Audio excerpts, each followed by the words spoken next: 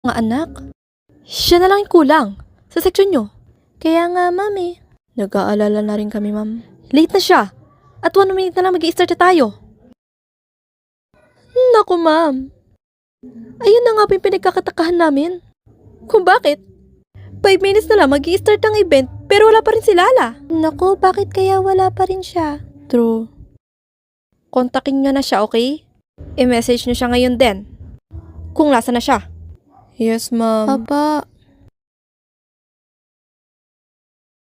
Naku, mga anak. Wala pa rin ba si Lala? Wala pa rin, ma'am. Hindi kaya, ma'am. Natakot lang siya. Kaya hindi siya sumali. Dahil alam niya sa sarili niya na hindi siya bagay dito.